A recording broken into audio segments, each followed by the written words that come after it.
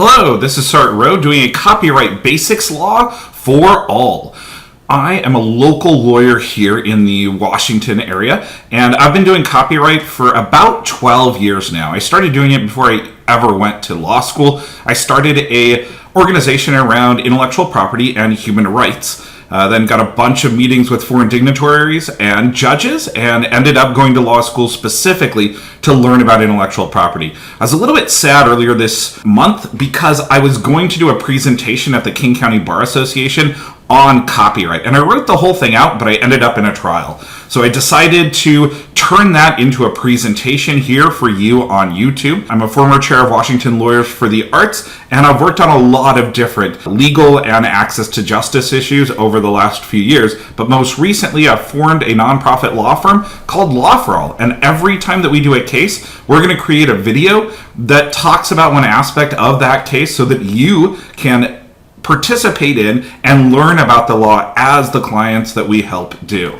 A little bit about my philosophy: information is power, but like all power, there are those who want to keep it for themselves. Aaron Swartz. I'm definitely on the open copyright side of things. I strongly understand both sides of the arguments around copyright, but I'm going to help you understand the basics so that you can follow the law and find places to pick up images or music that are openly licensed as part of this. Where does copyright come from? The Constitution in the United States, Article 1, Section 8, Clause 8, to promote the progress of science and useful arts by securing for a limited time to authors and inventors the exclusive rights to their respective writings and discoveries. That's directly in the Constitution and is mentioned in pretty much any copyright video that you see out there. What people don't mention is kind of the background around this. Thomas Jefferson actually fought against that clause being in the Constitution. He wanted in the Bill of Rights instead a freedom from monopolies as a basic right, because copyright creates a monopoly on certain types of information or knowledge. The other thing that most copyright individuals who are trying to maximize copyright leave out is the First Amendment. The First Amendment is really free speech and where fair use comes from. And I'm going to be talking about fair use in tandem with copyright today because it's an important exemption to copyright that you need to know about as a creator. What is copyright? Copyright is the right to stop others from using your art, your creations, without permission. A lot of videos will tell you that copyright is the right to make money off of your work, and that is not true at all. Copyright does not guarantee you any income. It means that you have the right to go to court to stop someone from using your work in certain situations without your permission. If you create a beautiful piece of art, but it has right of publicity rights or other people's copyright as part of it, you may not even be able to use it. So understanding how copyright works to stop works from being distributed helps you create works that can be distributed and used by others, and that you have all the rights bundled together to give people permission to use it. Continuing on the what is copyright though, let's look at some specific examples. Think about 8-Bit Legend of Zelda. What within Legend of Zelda is copyrightable? The characters in there are something you can copyright, but the idea of a hero slaying villains and monsters is not. So general broad ideas are not copyrightable. Specific instances of a story are. The artwork within a video game clearly can be copyrighted. The music within the video game can also be copyrighted. So each of those items, each of those pieces of artwork, the story, the narrative, the individual characters, pictures of them, and music are all able to be copyrighted. Art can be copyrighted. Any type of piece of art, such as a painting, that is turned into a physical manifestation that is fixed, can be subject to copyright. George Orwell's 1984, a book. Any book. It doesn't have to be a fiction book, fiction or nonfiction. Now, facts cannot be copyrighted, but fiction definitely has a lot of protection. So if I say that something happened in the year 1976, no copyright. But if I make up a story with a bunch of people doing something in 1976, that can have copyright. Now, why did I choose these particular examples? Let's go back to video games. Video games, it wasn't clear that they could be copyrighted. In fact, the source code has a separate part of the Copyright Act that allows source code, which is basically math, to be copyrighted. It's very interesting to me because you're not supposed to be able to copyright mathematical formulas, but source code is covered by copyright. I chose Scream here because it's actually in the public domain. It's copyrighted, but it's old enough that anybody can take that individual painting, take pictures of it, use that painting in any way that they want. Additionally, George Orwell's 1984 was embroiled in a lawsuit a while back with regards to whether or not it's still in copyright. In Australia, it is out of copyright. In the US, it is in copyright. The term is different in different countries, and we'll come to that a little bit more later. How long is copyright? In the US, it's life of the author plus 75 years. There are longer terms for things that are created by corporations, but for the most part, the longest terms are life of the author plus 75 years. Mexico's got a little bit longer, but it is jurisdictionally dependent. Each country has their own copyright law that are mostly uniformed, but a little bit different from area to area. Copyright can be extended. Originally, copyright was about as long as a patent. Now, you don't need to register it, and while patents are basically capped at 20 years at this point, copyright can be 75 or 100 years, depending on how long the author lives. And that seems to happen as an extension whenever a bunch of estates of dead authors have things coming up for the public domain. There tends to be an extension in the Copyright Act retroactively, which I thoroughly think should be unconstitutional. There's a whole case about that. The Supreme Court did not agree with me on that. How do you get a copyright? This is one of the common myths that come about. A lot of people say that you have to register something to get a copyright. Actually, you just have to make the art. You have to write the poem down. Just saying it doesn't give you a copyright, but putting it in a tangible, fixed medium gives you a copyright. Now, there are some benefits to registration, including access to statutory damages, which I'll talk about a little bit later, and the ability to bring a lawsuit, which I'll do a whole different video on. You get copyright as soon as you write it down, as soon as you create that piece of artwork. So what happens if I use somebody else's art without a license or without fair use? Statutory damages are the most scary thing out there. If the work is registered, they can get up to $150,000 per individual work that is infringed. So if you copy an entire album, you have several different songs that are registered separately, and you can end up with over $1 million in damages. Well, the other side doesn't have to prove any harm. If the work is not registered, then they have to prove harm, which is very difficult in some copyright cases. But registered works have this giant hammer of threats of tens of thousands of dollars for using them. No need to prove harm is extremely important. The fact that they don't have to show any lost sales because of the registration statutory damages makes these suits very easy in some aspects for copyright owners, or even for individuals who may not actually own or have a good handle on copyright, to troll people. Because the potential damages are so high, a lot of people will settle these suits. I've dealt with several of these on YouTube. I've had fraudulent claims on my own channel, and I've helped other creators deal with fraudulent claims on their channels. So where do you go to get art that is properly licensed in some way so that you can use it? My biggest suggestions are Wikipedia, a licensed image site such as Getty or Corbis, Creative Commons Search, or Unsplash. And I'm going to go through these a little bit. Getty is one of several major licensing sites out there. You can search for images on their site. You can buy them for specific uses or buy all the rights to them. Very, very incredible images. They go around and collect images from around the world and have one of the best archives of images out there. On the pay side, they're really at the top of the game. For free images that can be used, Unsplash is the best site out there right now. I did a video like this several years ago, right after graduating from law school, and this site did not exist at the time. It has incredible licensing that allows you to use it. They ask for attribution, but it's not actually required, although I try to attribute each of those things. They make it really easy in this license. It is simple to read, and they even give you a link with each one showing how to credit it. Wikipedia is the standard that I've used for a long time.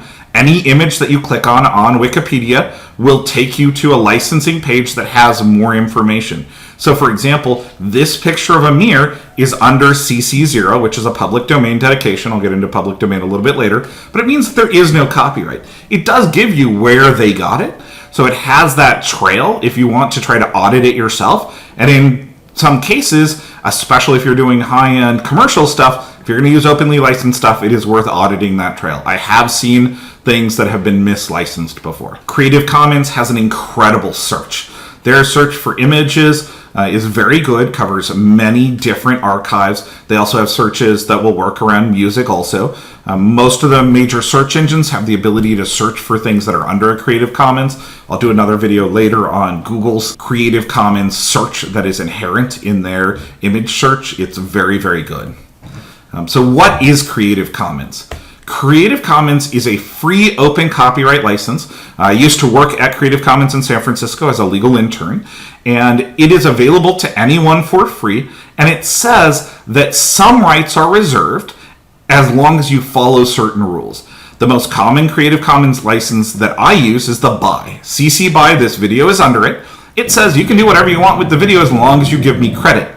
Now, that doesn't necessarily give you the same rights to pieces of artwork that I may have used under fair use. But, for example, all of the Unsplash images that are in here, you can use that same license. The CC0 one under public domain, that also applies to you. There are some other licenses. I know a lot of people who have used the CC BY non-commercial. It means you can do whatever you want as long as you give credit and you don't use it commercially. Go back to the author to ask for commercial rights. I know some nonprofits that have used this that don't want their videos or content being used by scammers or people trying to take advantage of low-income individuals. These are the major licenses that are out there. We covered two of them. CC BY, which is the attribution, and the non-commercial. There are specific use cases for all of these other ones, but those are the two that I use most often. What if you forget to give credit for someone with a CC licensed item? Full copyright damages then apply. If you don't follow the license, you're back under copyright. We've seen a case here in the Ninth Circuit that covered this specifically. It's well-settled law. You must follow the rules of the license, or you end up with that possibility of statutory damages if the work is registered. And if the work's not registered, actual damages that can be proven. So what is the public domain? Public domain is works that are usually old, or somebody has dedicated them to the public domain so that anybody can use them for any reason, for any way, without having to give credit or anything else. So CC0 is one of the licenses that I specifically worked on when I was at Creative Commons. It is a way for people to put things into the public domain. Normally, things are liberated into the public domain by being really, really old. Now, we've got a really interesting one here in that the Starry Night photo that is here, clearly old enough to be in the public domain, there is a raw pixel imprint on here that somebody has kind of watermarked this. And I chose this specifically for this. There is a debate over whether or not there are rights around merely digitizing a piece of art. Most of the major archives, including Getty and Corbis, have the opinion that that gives them a new copyright. I strongly disagree with that, and some of the museums and some of the open source people disagree with that. If you take a picture of something that's public domain, you are clearly fine. There's very little lawsuits that actually deal with that particular question. Now we're moving on to what is fair use. Under Section 107 of the Copyright Act, we have some factors for being able to use other people's copyrighted works without their permission, specifically for criticism, comment, news reporting, teaching, scholarship, or research. You are not infringing on copyright if these four factors balance in your favor. Now, people often conflate that beginning preamble with a set of things that you are automatically allowed to do. And to get to fair use, sadly, it's a complicated process. In determining fair use, you have to look at the purpose and character, the nature, the amount and sustainability, and the effect of the use on the potential market. So the first factor is purpose and character. What are you doing with the particular work? Education has more fair use value than printing t-shirts. News has a much higher fair use value than creating a fictional work later. The way you are using it significantly determines whether or not you can use it. Something is transformed or remixed, it also falls into this factor as a transformational work, or those words of transformation and transformational use are not in the Copyright Act at all. It actually comes from the case law, but it's put under factor 1. Unfortunately, these factors are not easy to determine. The second factor is the nature of the work. Things that are paintings or fictional works have more copyright protection than things that are scientific journals or news reporting. Each type of work has a different amount of protection. The third factor is the amount of the work. Did you take 1% or 10% or 30% or 50% or 100%? Also, how important is the part that you took? If you're creating a dictionary, you may need to take a lot of something. But if you're grabbing the hot news story about a new book and you only take the heart of it, even a few sentences or a few notes in a key song may be considered the heart of the work.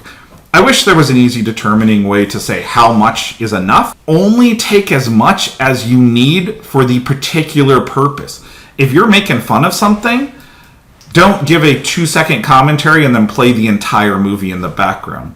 But if you're going to MST3K the entire thing, especially for critique, for criticism, talking about how this movie, maybe from the 80s, is full of sexist or racist remarks and you're pointing them out and you need to take 20% of the film to do that, and it's not going to act as a substitute for the film, and you're being really critical, you may be able to take lots of it. The fourth factor is the effect on the market. When you're being critical of someone or something, your effect on the market is basically zero. Although you may cause them to lose sales because you're saying something negative, they would have never licensed you the right to say something negative. That's where your free speech really kicks in. On the other hand, if you're grabbing a song and you're adding the lyrics to it, and it competes with a market where you could have sold the same riff to somebody else and had them add new lyrics to it, then you're interfering with a market and they would have licensed to you. The harm that you're doing to the market that they have, or the potential market out there, is really that fourth factor. For fair use, you've got to balance those factors. But my quick rule of thumb on this is if you're being critical, you're making commentary, you're on the news side of things, you're adding to it and transforming the work, you are more likely to be fair use. The more you wholesale copy something and just resell it with nothing changed, the more likely you are to be on the infringing side. 2 examples here before we jump in too far on this. The Cat in the Hat, a parody by Dr. Juice, versus The Wind Done Gone. The Wind Done Gone takes giant amounts of Gone with the Wind and rewrites it from a slave's perspective. It was clearly making fun of and was ruled to be fair use. Cat Not in the Hat was making fun of the O.J. Simpson trial, and it was not making fun of Dr. Seuss, and it was ruled not to be fair use.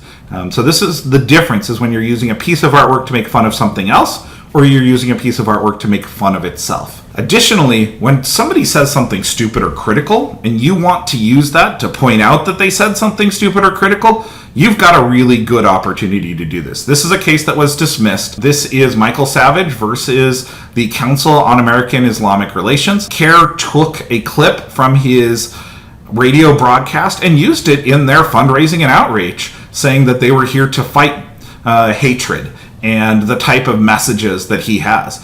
He tried to sue them and it got dismissed.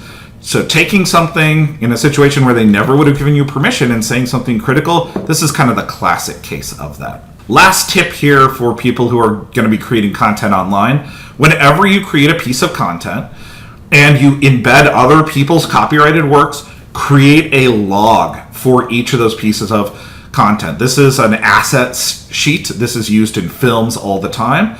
every single item, mention what it is, where you got it, the particular piece of artwork that you're using it in, and what rights you have, what right it is under. This makes it so much easier to audit later. I've had people come after me for things that were done specifically on websites that I have created under a government grant, and I've been able to go back to this log and say, no, I got this image from this place and we paid for it, or this image from this place, it's public domain, and been able to fight those things. Having that log is essential, especially when you're doing very commercial things or publishing online. There are spiders that will basically crawl the internet looking for infringing material, and then they'll send automatic threat letters asking for thousands of dollars.